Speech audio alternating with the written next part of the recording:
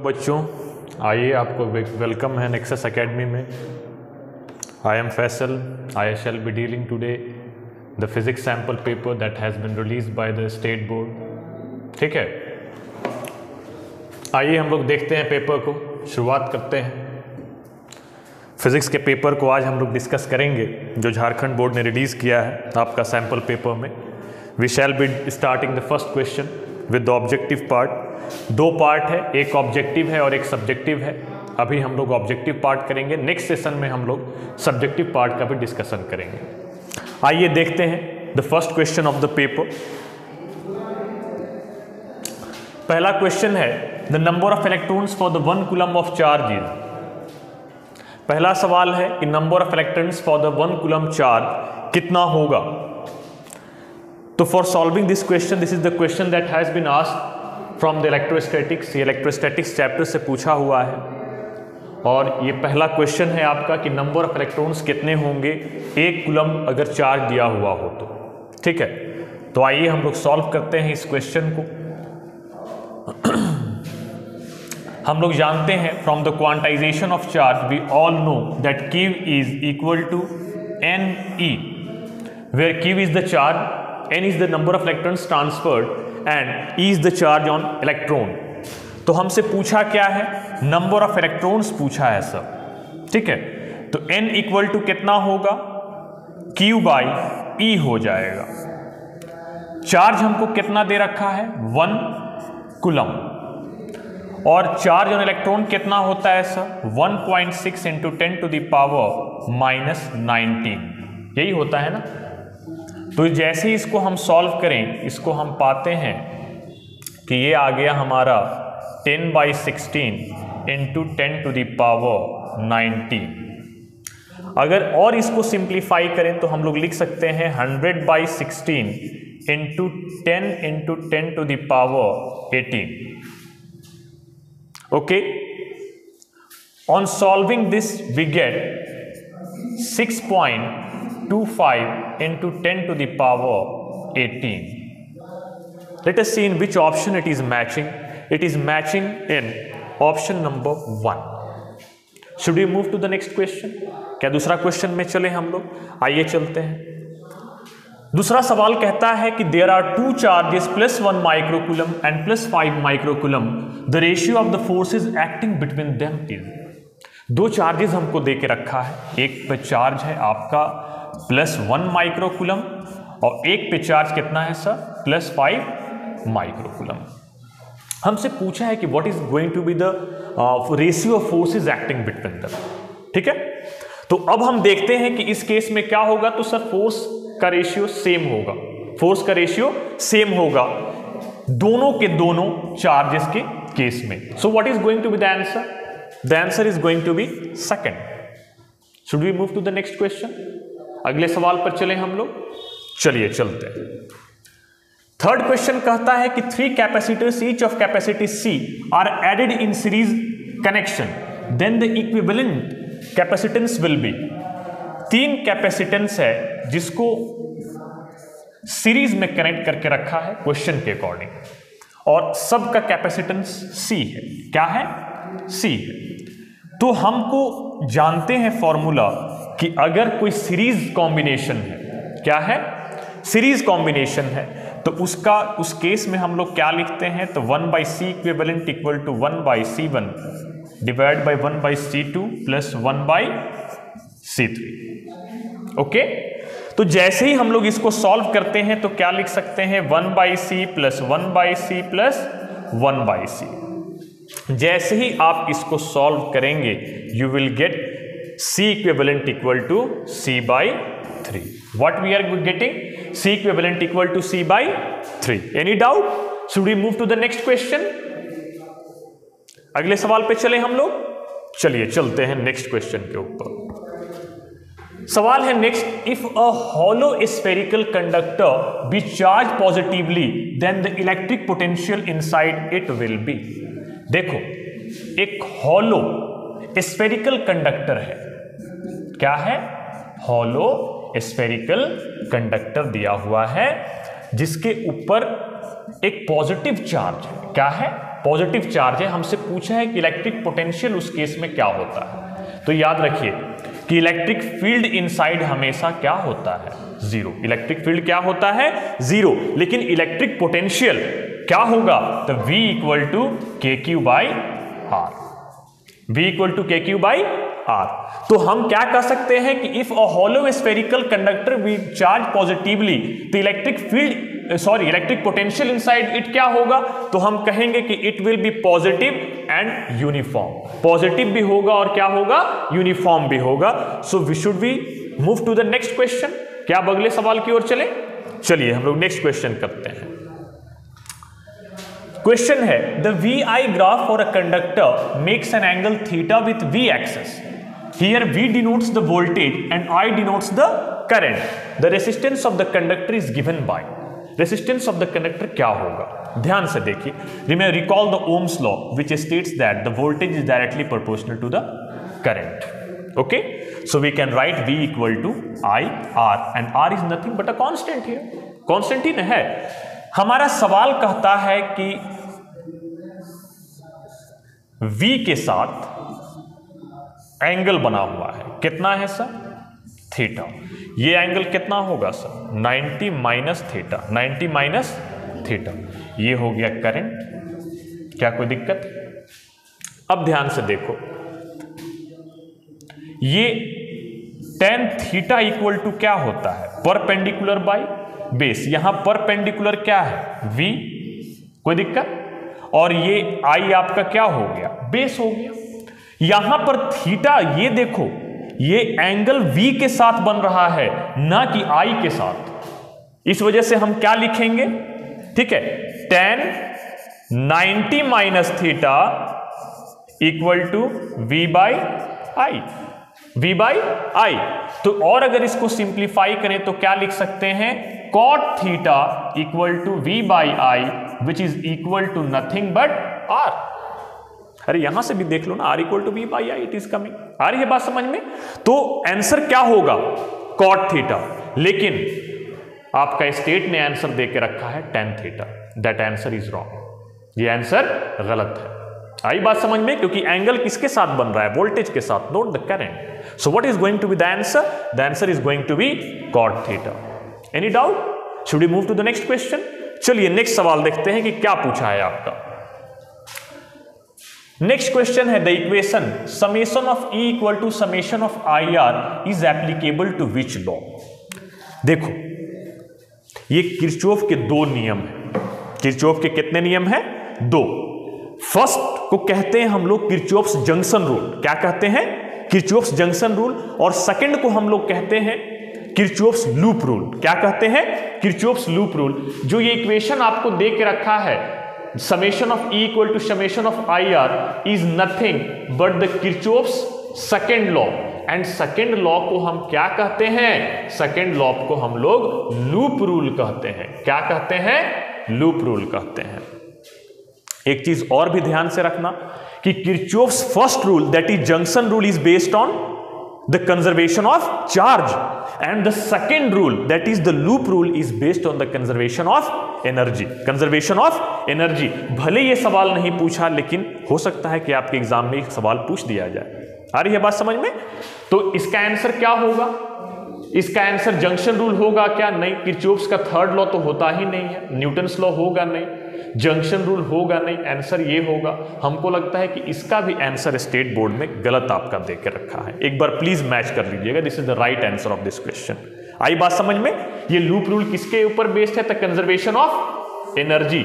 इस चीज पर याद रखना, ये सवाल आ सकता है एग्जाम में, ठीक है। किरचॉफ का जंक्शन रूल फर्स्ट रूल है, वो किस पर बेस्ड है? चार्ज पे। सेकंड रूल है लूप रूल, किस पर बेस्ड है? एनर्जी पे। Any doubt? Should we move to the next question? चलिए नेक्स्ट क्वेश्चन देखते हैं। देखना, the balancing length of a potentiometer is 120 centimetre. On shunting the cell with a resistance of 4 ohms, the balancing point shifts to a length of 60 centimeter. Find the internal resistance of the cell. This question is based on the application of the potentiometer. Potentiometer पे ये सवाल based है। हमसे पूछा है internal resistance R और हमको दो बैलेंसिंग लेंथ दे के रखा है। एक बैलेंसिंग लेंथ L है, L1 है, एक L2 है, ठीक है। तो आइए फॉर्मूला लिखते हैं, R equal to L1 divide by L2 minus 1 into R। ठीक है, तो देखिए क्या हो रहा है, जहां पर एक चीज और भी याद रखना, हमेशा तुमको मान के चलना है कि length of L1 is greater than L2। इस चीज को भी ध्यान में रखना है आप लोगों को। ठीक है, चलिए आगे देखते हैं। 120 सेंटीमीटर एक बैलेंसिंग लेंथ है और दूसरा कितना है 60 सेंटीमीटर। ठीक है,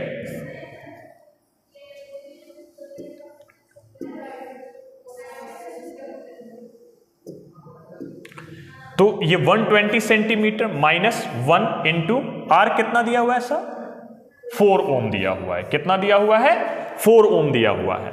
जैसे ही आप इसको सॉल्व करेंगे 6 2 जा, it is coming out to be 2 minus 1 into 4 and 1 into 4 that is 4 ओम।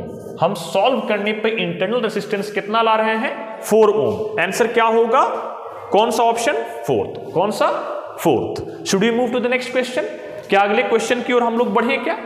चलिए आते हैं नेक्स्ट सवाल में हम लोग। दूसरा है, identify the condition under which the force acting on a charge moving through a uniform magnetic field is maximum.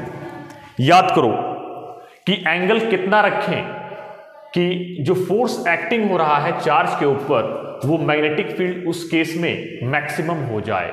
ठीक है, तो आइए हम लोग देखते हैं थीटा कितना रखते हैं। याद रखो F equal to Q V cross B होता है।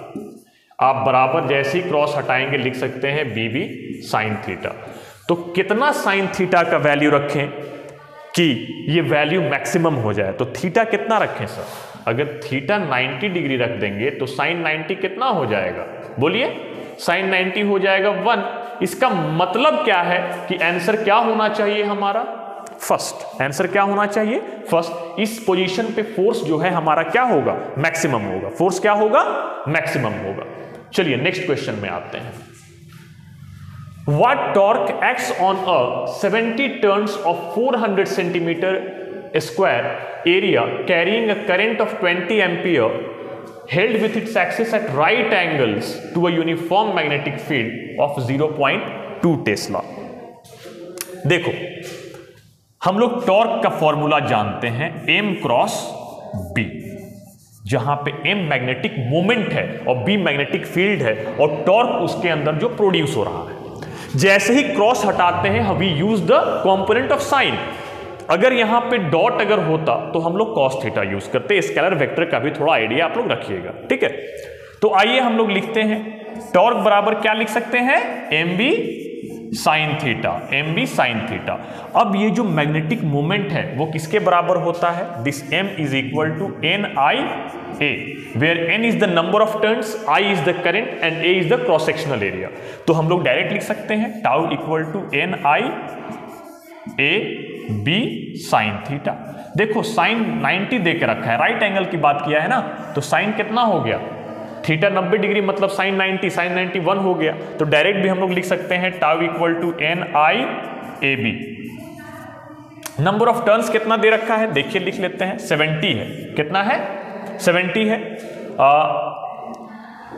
करंट आपका कितना दे रखा है ऐसा, 20 एम्पियर, 20 एम्पियर। आपका एरिया आपको दे के रखा है 400 सेंटीमीटर स्क्वायर को मीटर स्क्वायर में बदल दीजिए, 10 to the power -4। Very good, 10 to the power -4 -4 हो गया। अब अगर आप इसको सॉल्व करें तो आप लिख सकते हैं 4 into 10 to the power -2। Simplify कर दिए, 2 जीरो इधर से हटा दिए। ठीक है, तो ये आपका मीटर स्क्वायर हो गया। सबको स्टैंडर्ड यूनिट में लेकर चलना है क्योंकि स्टैंडर्ड यूनिट में ही क्वेश्चन दे रखा है। तो टाउ इक्वल टू 70 टर्न्स लिख दीजिए। करंट कितना है, 20 एम्पियर। आपने जो एरिया कैलकुलेट किया है, जो एरिया रखा है वहां पे 4 इंटू 10 टू द पावर -2। और मैग्नेटिक फील्ड कितना दिया हुआ है, 0.2 टेस्ला।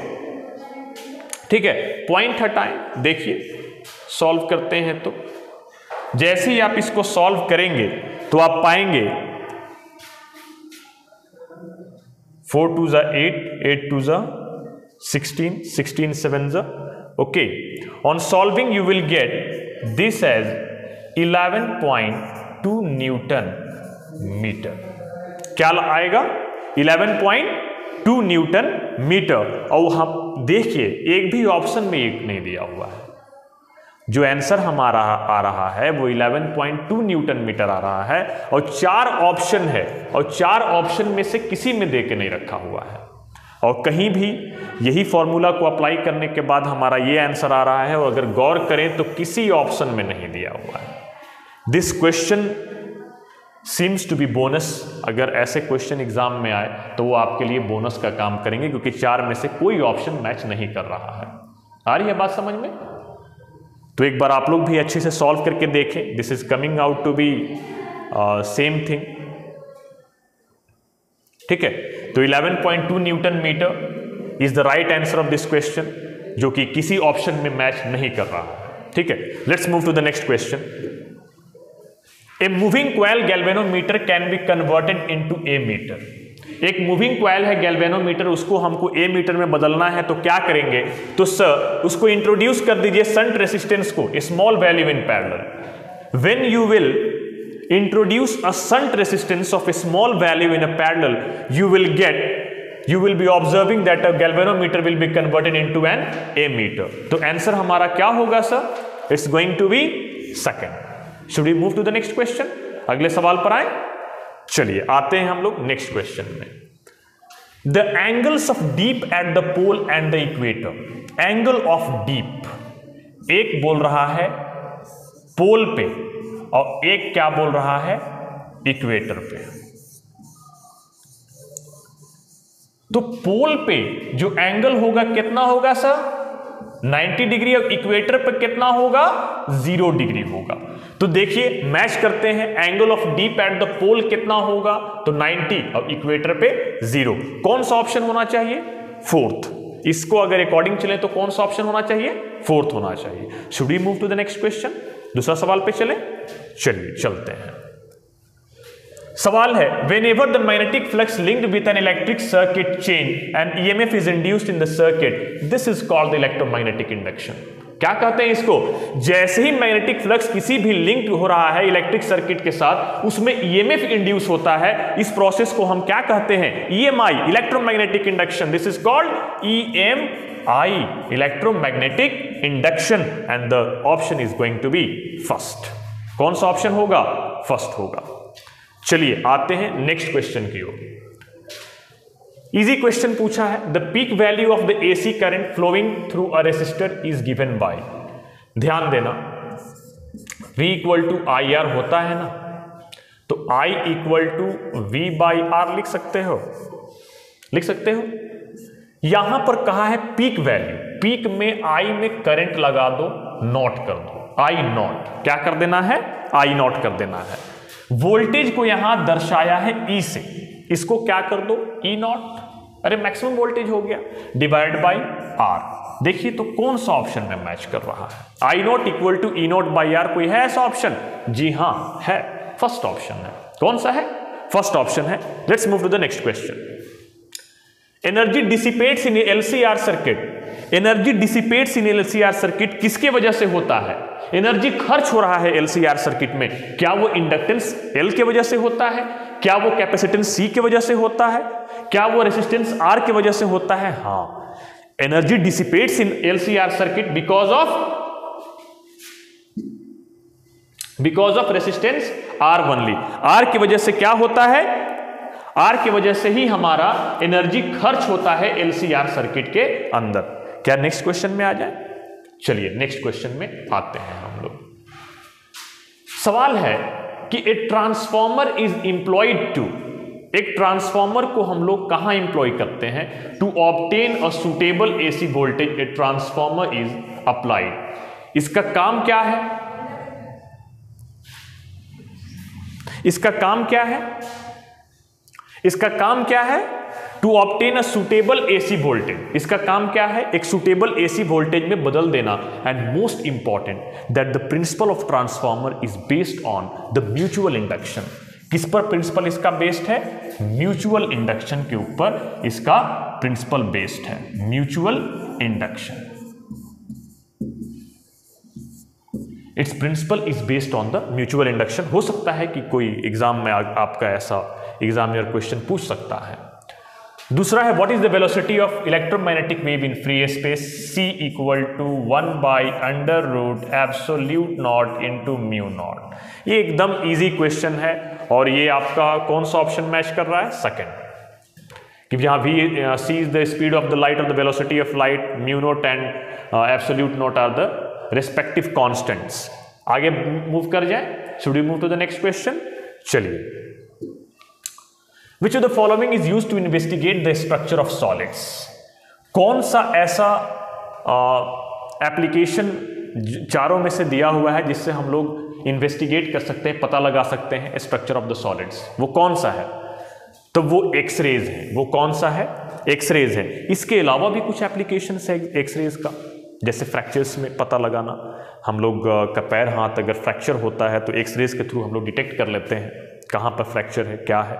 ठीक है, तो should we move to the next question. चले, आइए नेक्स्ट क्वेश्चन में देखते हैं। The angle of incidence corresponding to an angle of refraction 90 degree. If the angle of incidence is corresponding to an angle of refraction at 90 degree, this angle is called the critical angle. इसी को क्या हम लोग कहते हैं? Critical angle कहते हैं। क्या कहते हैं? क्रिटिकल एंगल कहते हैं। चलिए नेक्स्ट क्वेश्चन में मूव करते हैं। The lens formula is given by very easy question, 1/f equal to 1/v minus 1/u, 1/f equal to 1/v minus 1/u, very easy question। Move करते हैं दूसरे क्वेश्चन पे। सवाल पूछा है next, if the number of thin lenses in contact of focal length f1 f2, then the effective focal length of their combination is given by 1/f equal to 1/f1 plus 1/f2 plus so on. तो कौन सा option में है? बोला है कि दो thin lenses है, उसको कांटेक्ट में रखे हैं फोकल लेंथ f1 f2 का, तो इफेक्टिव फोकल लेंथ क्या होगा? तो effective focal length 1/f1 plus 1/f2 हो जाएगा, जो कि ऑप्शन नंबर फर्स्ट में दे रखा है। आ रही है बात समझ में? चलिए नेक्स्ट क्वेश्चन में आते हैं। Easy question again, the angle of deviation. Angle of deviation किस पे डिपेंड करता है? एंगल ऑफ रिफ्रैक्शन r पर भी, एंगल ऑफ इंसिडेंस I पर भी, तो दोनों पे डिपेंड करता है, इसलिए हमारा आंसर क्या हो जाएगा? थर्ड हो जाएगा। Angle of deviation depends upon both the angle of refraction as well as angle of incidence. Let's move to the next question. A double slit interference experiment is carried out in air and the entire arrangement is dipped in water. जैसे ही deep करेंगे उसको water में, fringe width क्या होगा? तो fringe width will be inversely proportional to the refractive index and it will decrease the fringe width. वो fringe width को क्या करेगा? घटा देगा। ठीक है, ये फ्रिंज विड्थ को क्या करेगा? घटा देगा। ठीक है, अब हम लोग आते हैं नेक्स्ट क्वेश्चन की ओर, दैट इज क्वेश्चन नंबर 23। देखो सवाल क्या कहता है, the wave front due to a source situated at infinity. कुछ लाइट रेज हैं जो आपको इंफिनिटी से आ रहे हैं, उस केस में वेव फ्रंट कैसा बनेगा? तो देखो ना कैसा बन रहा है, इसी को हम क्या कह रहे हैं? Wave front. तो वेव फ्रंट कैसा बन रहा है? तो वेव फ्रंट हमारा बनने वाला देखिए ना कैसा आ रहा है। अगर लाइट रेज आ रहे हैं इंफिनिटी से तो कैसा बन रहा है वेव फ्रंट? तो वेव फ्रंट हमारा प्लेनर बन रहा है। कैसा बन रहा है? प्लेनर बन रहा है। तो आंसर हम क्या कहेंगे? Spherical, cylindrical, circular? नहीं सर, प्लेनर होगा। कौन होगा? प्लेनर होगा। Let's move to the next question. अगला सवाल है the phenomenon of interference. Interference की फेनोमेनन किस चीज पर बेस्ड है? तो it is theoretical based question, it is based on the conservation of energy. The phenomenon of interference is based on the conservation of energy. Conservation of energy पर based है। आइए next question करते हैं। The charge of a photo electron, एक photo electron के ऊपर charge कितना होता है? 1.6 into 10 to the power minus 19 coulomb. क्या कोई ऑप्शन में दे रखा है? बोलिए, कोई ऑप्शन में नहीं दे रखा है तो हम कह देंगे कि नन ऑफ दीज होगा। चलिए नेक्स्ट क्वेश्चन में चलते हैं। सवाल कहा है the strength of the photo electric current depends on. पहला है एंगल ऑफ इंसिडेंट रेडिएशन, दूसरा है frequency of the incident radiation, तीसरा है intensity of the incident radiation and चौथा है distance between the anode and cathode. The strength of photo electric current dual nature and matter का question है, in very good question. It depends upon the intensity. Photo electric current किस पर depend करता है? Intensity पे, directly proportional है। जितना ज्यादा इंटेंसिटी होगा उतना ही ज्यादा फोटो इलेक्ट्रिक करंट होगा। Good question, this is a very good question, that the strength of photo electric current depends upon the intensity of the incident radiation. Third option हम लोग देख रहे हैं यहां से। Should we move to the next question? अगले सवाल पे चलते हैं, देखते हैं अगले सवाल में क्या है। देखिए, अच्छा क्वेश्चन है। D Broglie wavelength of a body of mass m and kinetic energy E। Kinetic energy को E दे रखा है और मास को m दे रखा है। हमसे पूछा है कि डी ब्रॉगली वेवलेंथ का क्या रिलेशन होगा। तो पहले थोड़ा सा देखते हैं कि इक्वेशन क्या है डी ब्रॉगली वेवलेंथ का। तो de Broglie wavelength equal to lambda equal to h by P. जहां पे लैम्डा है आपका डी ब्रॉगली वेवलेंथ, h है आपका प्लांक्स कांस्टेंट, p है मोमेंटम। ठीक है, तो ये देखते हैं कि ये मोमेंटम है क्या। तो first we need to define what is momentum. The momentum is nothing sir but it is the product of mass and velocity. The product of mass and velocity is called momentum. ऐसा unit अगर पूछ दे तो kg metre पर second. कोई दिक्कत? आइए हम लोग देखते हैं। और नेक्स्ट में अगर हम लोग देखें, काइनेटिक एनर्जी को लिखा है हमको E से। क्या से लिखा है? E से। इस वजह से हम भी E ही लिखते हैं। It is equal to half mv square. यही होता है ना? ठीक है, तो देखिए हम लोग लिख सकते हैं half mv square into m divided by m। क्यों? क्योंकि हमको मोमेंटम के फॉर्म में चाहिए रिलेशन, इसलिए हमको ऐसा करना पड़ेगा। तो हम लोग इसको अगर और सिंप्लीफाई करें तो लिख सकते हैं m square v square by 2m। अगर p equal to M V होता है सर, तो p square equal to m square v square नहीं हो सकता। लिख दीजिए E इक्वल टू क्या हो जाएगा? p square by 2m। If you cross multiply it you can write p square equal to 2me। लिख सकते हैं ना? तो P को आप क्या लिख सकते हैं यहां से? Under root two M E, under root two M E. अब यही P equal to under root two M E को अगर आप प्लेस करें तो you will be finding that lambda equal to h by under root two M E. यही आपका relation हो गया डी ब्रॉगली वेवलेंथ लैम्डा और एनर्जी E के साथ, जिसमें मास m दे दिया हुआ है। ठीक है, तो कौन सा ऑप्शन मैच कर रहा है? तो ऑप्शन हमारा फर्स्ट है, लेकिन यहां पर ये स्मॉल ई दिया हुआ है, ये स्मॉल ई नहीं होकर कैपिटल ई होगा। First is the best answer. ठीक है, should we move to the next question? चलिए अगले सवाल को देखते हैं। Rutherford experiment suggested that the size of nucleus. Rutherford का कंक्लूजन दो इंपॉर्टेंट है। एक तो साइज ऑफ एटम जो कि 10 to the power minus 10 metre होता है। एक है आपका 10 to the power minus 10 metre जो साइज किसका है? एटम का। और एक इंपॉर्टेंट चीज है 10 to the power minus 15 metre किसका? न्यूक्लियस का। ये दो इंपॉर्टेंट कंक्लूजन था इनका। तो Rutherford experiment suggested that the size of nucleus is about 10 to the power minus 15 metre. देखते हैं, हर ऑप्शन में ही ऐसा दे के रखा है, तो अप्रोक्सीमेट वैल्यू को हम लोग देखेंगे, जो कि सबसे बेस्ट थर्ड ऑप्शन है 10 to the power minus 15 metre to 10 to the power minus 14 metre. ठीक है, आइए नेक्स्ट क्वेश्चन में आते हैं। Which of the following spectral series falls within the visible region of the electromagnetic induction? कौन सा ऐसा स्पेक्ट्रल सीरीज है जो फॉल करता है विजिबल रीजन में, जो हम देख पाते हैं? तो वो बामर सीरीज है। वो कौन है? बामर सीरीज है। अगर हम देखें लाइमन सीरीज, तो लाइमन सीरीज क्या है?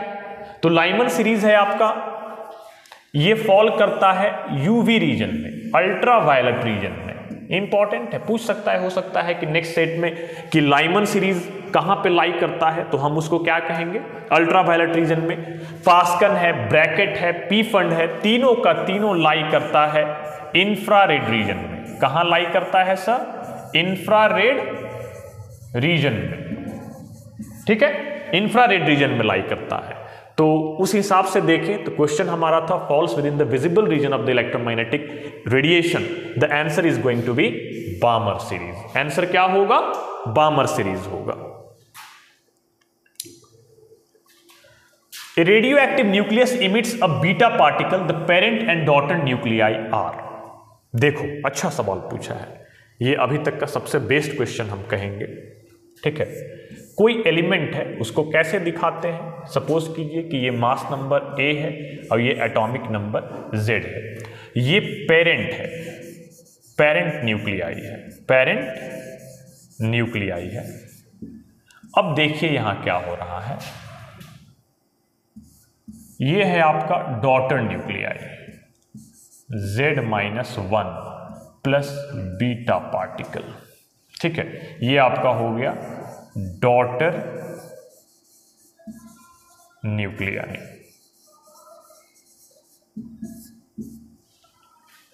ये पेरेंट न्यूक्लियाई है और ये डॉटर न्यूक्लियाई है। ठीक है, तो अब ध्यान से देखिएगा कि यहां पर चेंज किसका हो रहा है? Z-1, Z और Z-1, यहां पर चेंज हो रहा है एटॉमिक नंबर का, but this mass is going to be same. और ऐसे elements whose mass number is same but atomic number is different is called isobars. तो आइसो वर्ड मतलब सेम, बार मतलब यहां पर एटॉमिक मास या मास नंबर कह रहा है। तो यहां पर देख लीजिए, यहां पर यही ना सेम है, ये चेंज हो रहा है। तो आंसर हमारा क्या होगा? Isobars. कोई दिक्कत? ये बेहतरीन क्वेश्चन था। Let's move to the next question. The radius of a spherical nucleus is measured by electron scattering 3.6 fermi metre.